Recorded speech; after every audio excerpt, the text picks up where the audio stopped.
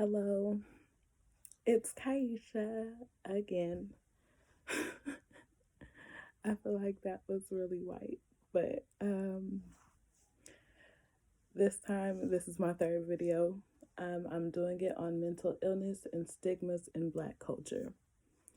Uh, it's been a minute since I have done this, just trying to get my mental together, and I feel like some people are trying to get my mental off track, but um, just trying to figure out where I'm going in my own journey, on my own walk. So I feel like I need to reiterate my disclaimer alert because I feel like some people didn't listen. I know a lot of niggas say that, my videos are too long. They're 30 minutes, a little plus, 30 minutes and some change. Like, y'all niggas watch an hour booty twerking compilation videos. You can listen to your nigga real quick, right? But not here for that. I do it for the love. I've heard some feedback that I need to monetize off of what I'm doing. That's not what I'm doing it for. Um, it's for me. And it's also for people that need to hear that they're not alone. People that need to know that, like, damn, I'm not the only one going through this. And yes, we can find solutions to make it through. Even if a light bulb just click, it's just now you have that connection to know, keep going.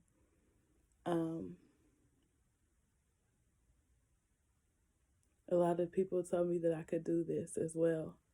And I always held myself back to think that I couldn't, or like what I had to say didn't need to be heard, or nobody wants to hear that shit.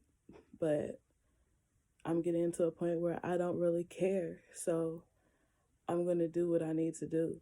Like, I'm not trying to monetize off that shit, but you supposed to be my nigga. You live in my city and you can't even watch my video for 30 minutes, but you trying to tell me how I can make money off of it or I need to make money off of it. Like, think again. Support me first before you advise me of anything. But today is about mental illness and stigmas in Black culture. So I wanted to share first my last blog that I did before I deleted it. And I was 27, I'm 30 now. So I will give you feedback as I go through what I have. I realized after completing school that I had some form of mental illness, but I didn't know to what degree or even the duration of how long it's been. A couple years ago, I realized that I was showing drastic symptoms of depression, but never followed through or took action for it. Gradually, I began to disconnect from the world and the people I held in high regard, getting aggravated by the way folks perceived me and treated me.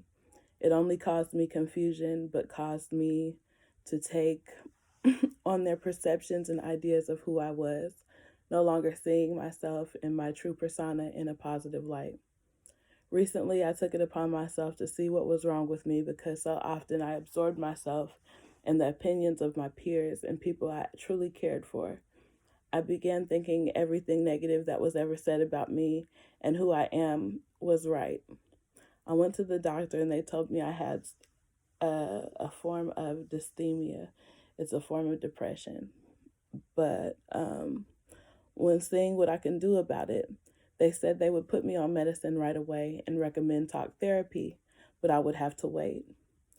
I felt a hopeless sense of rage knowing that I have this illness, and since I looked to be functioning normally, that I wasn't taken seriously enough to get my needs met and put into action. I didn't take any medications, and no one ever reached out to talk to me about it. So I began my self-healing ritual. I began asking myself questions about my relationships, my career life, my character, and sense of self-wondering why. A couple sleepless nights went by and the creator finally clicked on the light for me. I finally began to unravel my whole 27 years of living in one morning, and the pattern had revealed itself like a neon light. I always thought being a Gemini was a gift and a curse, but the root of my issues was one word that brought so much confusion, anger, and pain into my life, which they also say Geminis do, but like, whoa. Adaptability. Everything suddenly began to make sense. Everything negative I've ever experienced, whether situations or people, was caused by my ability and willingness to adapt. I did the absolute most trying to adapt to everyone else's comfort levels, preferences, likes, dislikes, as well as problems, pains, so they could be comfortable with and around me.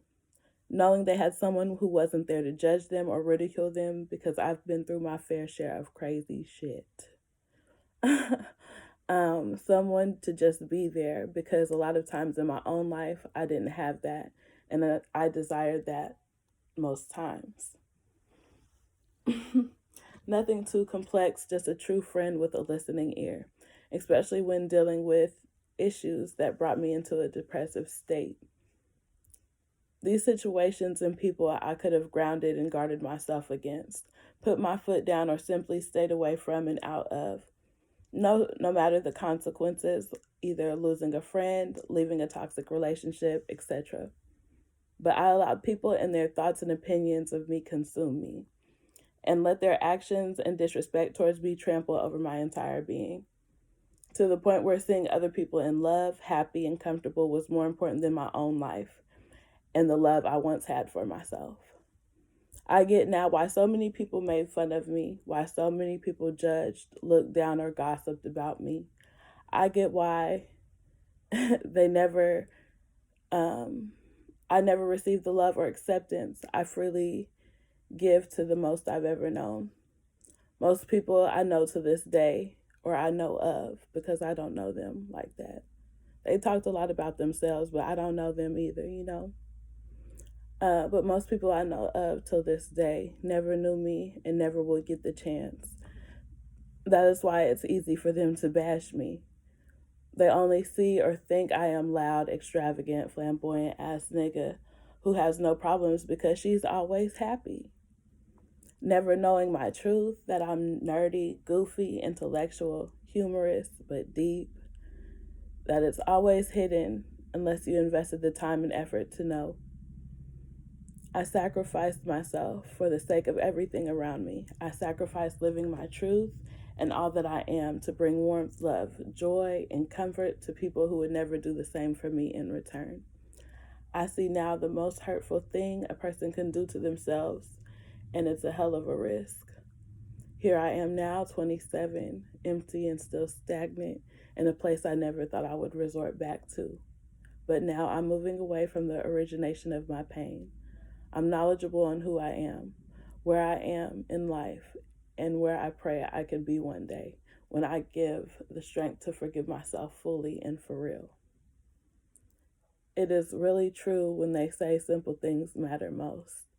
The whole time I was loving and giving to everyone and everything outside and around me that I forgot my own glass to nourish me, which is a story I got. Instead, I keep running around trying to find sources here and there, trying to make sure I would have enough for everyone else's cup. Now I know my purpose in life is as simple as can be: to love me and exude that love, be an example of unapologetic and perfectly imperfect, and to prove all that allowed me to fall this far. Who and what they thought about me and who I am were wrong. The most important one, though, is me. Farewell to Tulsa. I see you when I'm done to some. Keep progressing, stay up and ahead of the game. Stay healing, beautiful souls. So, give me a second. That was 3 years ago. So the thing is, updates. I'm in the burbs, but I still work in Tulsa. I did end up getting talk therapy, which was great, but I'll go through more of it after I finish what I have for today, which is about mental health and stigmas in Black culture. So, I believe more than some Black people suffer from mental illness more than we like to think. Hard to speak about because most Black folks aren't aware of what mental illness is. They'll automatically assume that you're crazy if you tell them that you have some type of mental illness or something is different about you that is basically mind boggling. Um, I believe this is why we refrain from talking about it as Black people. Um, of course, we're not the only race of people with these illnesses. In my opinion, some races have more severe illnesses than we do. But I think it's past time for us to acknowledge it, understand it, realize its effects that it has on a person, and support them through it. I feel like the origins of any mental illness that anyone could have or begin to have, I feel like would be trauma.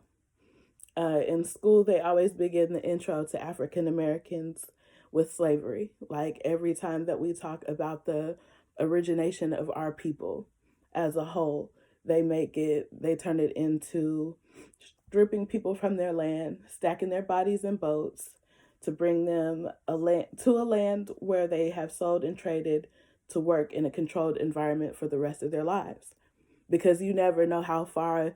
They don't know what's going to happen on a daily.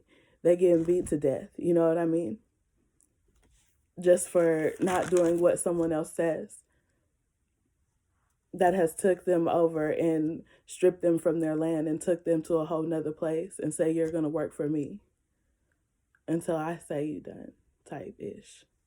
So I feel like this leads to trauma for generations to come, not only for the people that went through that, but for the mentality of the people that originated those thoughts, that originated those conditions to mess a person up like that. Now, aside from the background of the people being the body snatchers, now they have this nigga free land with all these resources that these people have attained and created their homelands, never to see their homes or their belongings ever again. So that alone is just crazy. This story could be traumatizing to relive in here, especially in a society that has desensitized us to death, murder, and all things abnormal. We don't address these issues, in my opinion, because niggas are scared for being called out on their own sicknesses and justify their actions while belittling or making less of individuals' new form sickness from this treatment. So for me, whenever I think about what I wrote here, I think about the conditioning that goes on through, not from a psychologist standpoint, but just those conditions or those studies that you see.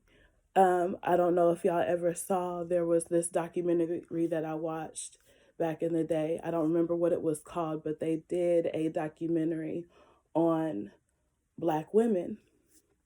And they put the experiment where the white girl and the Black girl did the experiment on which doll is the good doll, which doll is the bad doll. It was always the Black doll that was associated with the negative traits, character traits, versus the white doll, which had all the good character traits. So it's just experiments like that. Even whenever you do the blue eye, brown eye experiment, that's really some things that it's like more severe. The more, if your eyes are blue or green, you're more likely to have more white blood in you. You know what I mean? So you will get further in life, or you're going to get these privileges, whereas the brown eyed kids do not. You know what I mean? It's just experiments like that you're conditioning these people to think negatively about themselves before they're even able to realize or discover who they are. So I feel like mental illness comes from a trauma that you feel like you are inferior, that you're less than, and people don't tell you that it's not that. People don't tell you that there's a bigger picture and there's an attack on your being, not only spiritually. Like, even though people look down on people of color all the time, it's really the people of color that people are trying to be like. You know, they're the ones that are setting the trends. They're the ones that are making these innovations and teaching you how to use things for tools, technology, anything that you could see. There's a piece of a black person in if they didn't start it in the first place. But I will sip my Kermit tea on that. So in conclusion, the slave owners were able to profit, trade, and sell black bodies for whatever they needed labor for. These bodies have been taken from their homes in an instant, forced to work under harsh ass conditions for a nigga they can't understand. And let me just clarify, I believe that nigga to me is a bad habit, but I feel like I'm referring to everyone. Like, nigga is not just a black man to me. Nigga is me. Nigga is you. I feel like Dick Gregory said it the best that if you can't call the stock market and tell them the way shit's swinging, like, you ain't white for real. You could practice your privilege all day long and you might get what you want. But, like, when it comes down to the real ways of the world and the society that we live in, niggas ain't really calling the shots like that.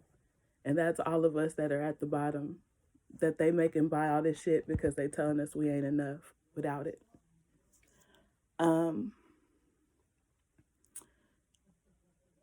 Sometimes I believe that also whenever I look at uh, historical movies and like slave movies, I be thinking we was just probably thinking him and his homies just came through for a good bite to eat and a stiff cocktail, like a stiff drink. Like, we didn't think white people would bother nobody as far as like slavery goes. And I know I'm thinking like millennial life, but I just think about when you go into a black establishment and you're a white person or you're not a person of their descent, we always treat you like you welcome. We always treat you like your money is good here, like you ain't no different from anybody else that would come in here to us. Whereas if you're a black person or a non-white person and you go into a white establishment, they look at you kind of funny. So I feel like in our history, we might have been those type of people to be so open to let you come through and boogie a bit, you know. Come through and let you kick it real quick, and then you over here trying to plot on our demise. And I kind of feel like that's what our history shows, but I don't think that is all of who we are. I never believed that. But they were able to take us from our families, able to own us for years, and we became free and they still didn't want us to have anything but a noose neck. Those are our ancestors though. The real pioneers, the real cowboys and working men in this country that looked like us and made a way when they kept showing us there is no way for you here. I'm sorry, it's getting a little deep. Whew. Trauma is real and there's no way to escape it on a plane where they monetize it over taking it seriously. We always speak as human beings that the first the first way to resolve a problem is admitting there is one, right? So with trauma being our problem, we now owe it to ourselves to find a solution. When shit settles in, when I went through the depression that I experienced in the story at the beginning, I realized how shitty I felt towards my own self. That I let my trauma make me and keep me ill. Like everything that I've been through ever in life, like I just let it fuck me up to where I thought I couldn't do anything. Or I needed somebody to lead the way, or I needed someone to inspire me to feel like I could do this. I could be here. You know? I got a purpose. But I didn't feel that way. I was just living my life. Celebrating for no motherfucking reason. Not taking a damn thing seriously. And I feel like I kind of was. Like, my seriousness, like, comes from excitement.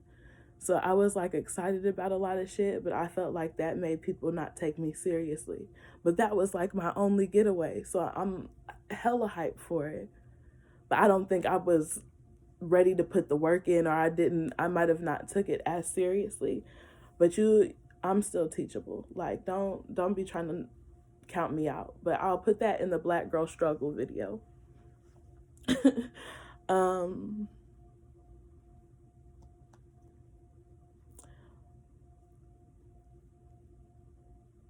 I let it keep me in an ill place. I let it keep me ill. I said that word alone, the T word, trauma, I feel like is intense, because how could you motivate yourself from a good place with that word? I was 27 when I wrote that. 3 years later, I'm just now waking and shaking myself out of the shit.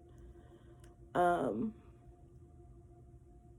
as far as my memory can go back, because I can remember a lot of stuff, and I don't like it, but I do. And I remember this, my business instructor, whenever I was being taught by him, he used to tell me all the time that, like, I'm sad because I need to lighten my load. And he compared it to, shout out to Mr. Pinero, he was a real one. He told me,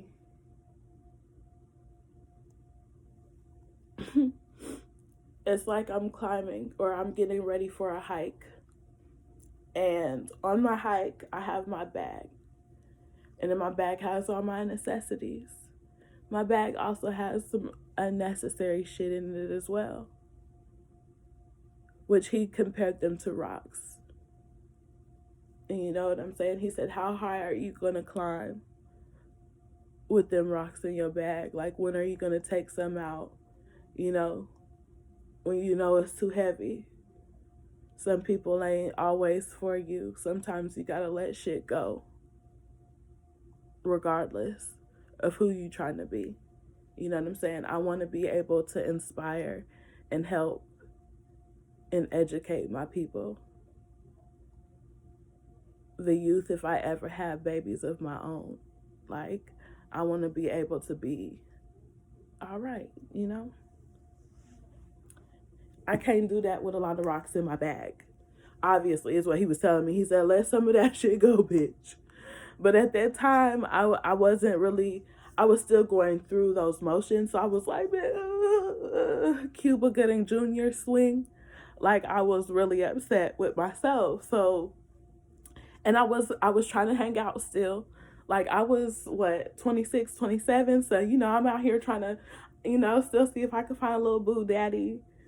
See if I could go kick it with the homegirls. Homegirls is really tragic though too, but they was, you know, we all go through our journeys. This ain't no gossip blog. And I don't like whenever people say that my articulation too.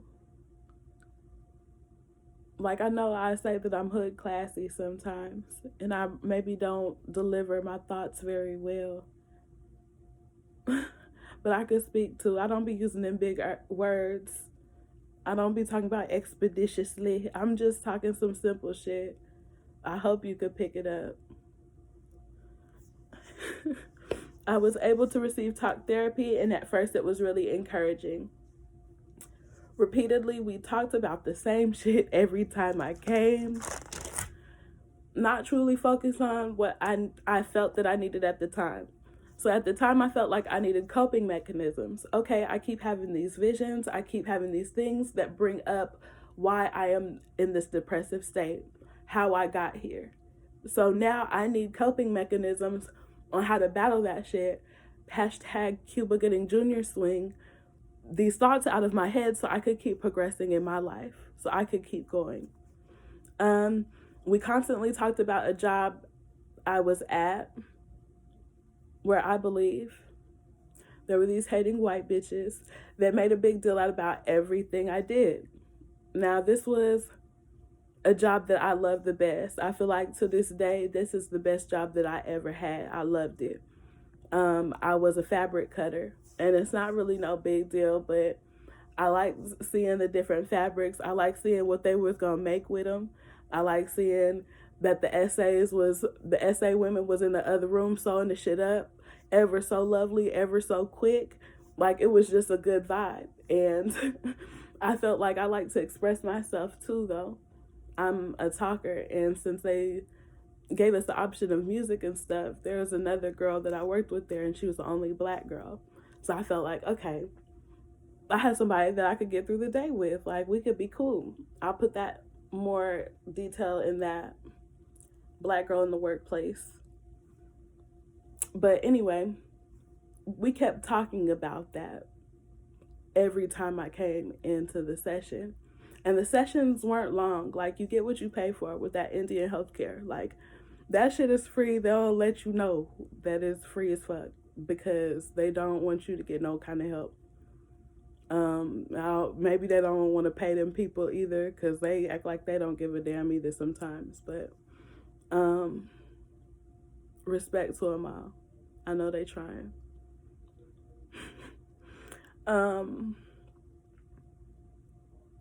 But it was rough. Even at that job, they were kind of mad because I talked, and it was like supposed to be like a factory job. They made it try to seem like it was like a sweatshop or whatever, but it ain't though. Like we could still be friendly. We could still speak in here, and they would say that I talked too loudly, too much, and let me go and tried to say it was overproduction. But like I said, Black Girl Struggle video will be my last one, and that will be the one I address that in as well. But I don't want to keep talking about these hating ass white hoes all day, is what I kind of felt like. So I kind of want to cope with what I got going on. Teach me, you are a white woman, so teach me how to dodge y'all shit, be fake. I don't know what y'all really want, like, or what it is, like, that y'all, because I was still doing my job. I feel like I did really good at it. There was a little bit of sabotage in there, but I felt like I was really kind to those people. I feel like I really put my effort in, and it was really something that I liked. I enjoyed doing that. I enjoyed spending time out of my day to do that. But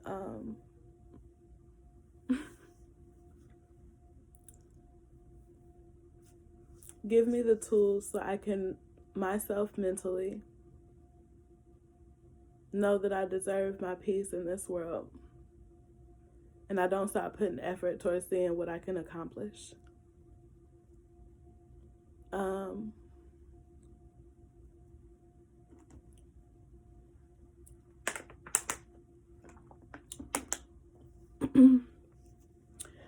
When we admit an issue, explain why it disturbs us, and are always expected to move forward. This isn't my grimy white individual tone. Pick yourself up by your bootstraps. But sometimes I guess they're not aware that not all of us came with boots on. Folks give black and females this beastie ass persona and try to flip it into a superhero complex to where we begin to have this immortal being mentality that nothing can fuck with us, which can may be true in most instances, but we are still in a money hungry and power thirsty physical realm. So it gets real. You're not unstoppable, nigga. And the people hiding behind their own illnesses can't wait to tell you or show you. The world doesn't stop being a high school popularity contest, even when it's over. Our society is so focused on who's better than who, blacker than who, smarter than who, got more money than who, what you got to look like to be considered a who. It's nonsense. And I'm here to tell you because I wish I would have been able to tell myself that at times when I used my power to seek revenge and be grimy as fuck versus doing it for love from where it started in the first place. You got to know your worth and stand in your truth at all times is what I'm learning. Even when people turn their opinions into actual factuals about you, you do you. I can't say that enough.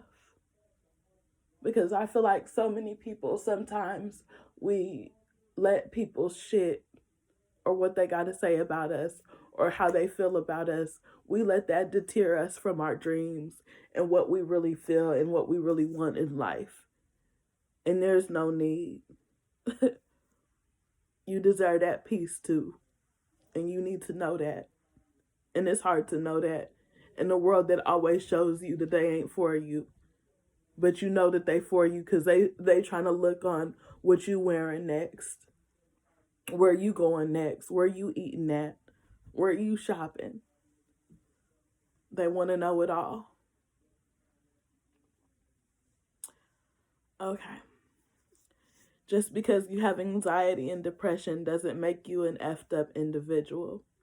Just because you were raped and molested at whatever age you were doesn't mean that you're not worthy of someone being patient with you and loving you for where you are. Just because you felt abandonment and alone doesn't mean that your difficulties to trust make it invalid. All these situations and more can be talked about in depth when you're around people that care about your well-being. I'm sorry. Seek the ones that care to know, grow, and understand who you are. Um, it's super cliche, but I really can't stand when people say you gotta love yourself before anyone else can. I'd be wanting to ask, oh, so you 100 right now? All day? Every day? I just be wanting to ask. Because we know what's real. And some days we're not okay. And we should be able to admit that without people thinking that we crazy or we going through stuff or we think too emotionally. We're people too. We're human beings too. We go through some fucked up shit too. All our lives we've been trampled on. So please understand whenever I do cry these tears that it's just letting it loose. Just a nice little light release, you know? Because we don't talk about this often. We don't do this enough. This is the shit that we all holding in, and we know it. But we gonna act like, look at her. Look at her. Why? Give her a hug. Let her hit the bleeder real quick. Okay. I used to say if I love myself anymore, I would be licking my own kuka. But let's be real about this. Anybody that's ever been through something and had to process and heal themselves, who is really 100% all the time. In my opinion, some of the most beautiful relationships, some of the most beautiful people, some of the most beautiful things that have been created by people. I've seen or heard of, it's always some things or people that didn't always have it all together. They love what they had for each other and their flaws, whether illnesses or insecurities. They mended these pains without focusing on that alone, without having to focus on the illnesses or insecurities or the pains. They focused on the good shit. They focused on the shit that made them love each other. Whether it's a man that's drawing a painting, whether it's a relationship between a man and a woman. Like, they helped it get all together. It wasn't just 100%, this is all me. Something inspired that to keep going. Sometimes I believe shit can be solved by a listening ear. a blunt and a hug. Even though everything isn't all that simple, and I feel like there are a lot of issues deeper than that. I like to be naive and innocent to think sometimes all people need is to be heard. Might be a little shot of something if they are drinkers club, but um I always think in ways, as much as people like to hang out and kick it all the time, we could actually help each other heal just by spending time together and talking about issues that truly affect us and help each other overcome shit. I remember, I think I was probably like around that time period, 26, 27, and I was kicking it with, there's a homegirl younger than me. I think she was like 23. And then another homegirl, I think she was a step above me. But she used to talk about doing therapy and shit like that. I was like, what do you need therapy for, bitch? We here. Like, hello. I'm offended. Like, you could talk to us, we could help. But I feel like most people don't think like that. Like, and just like I said, that's my being naive, thinking that we could get together and actually talk about some real shit, even if it hurts, even if it makes a nigga cry, even if it makes a nigga feel some type of way. Like, we could calm that down, we could settle it. And I feel like you only get that kind of love or feeling from people when they really give a damn about who you are.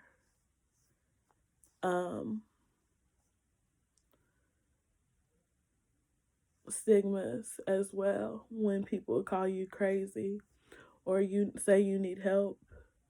Some people talk about when people have suicidal thoughts or attempts, how they could be selfish and inconsiderate. I think some people sometimes just don't know that sometimes people just want the pain to stop. They don't want to keep having to repeat the same cycle over and over, thinking that they helpless, that they can't get through it, that they can't fight and be all right. And we've lost some to that. I feel like Black people don't talk about suicide enough, but there's a lot. And I feel like deep down we all know why.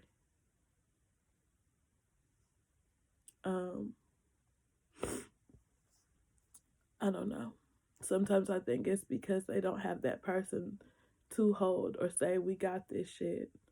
I think of that song, like with J. Cole, I don't know what it was, Illuminati or some shit.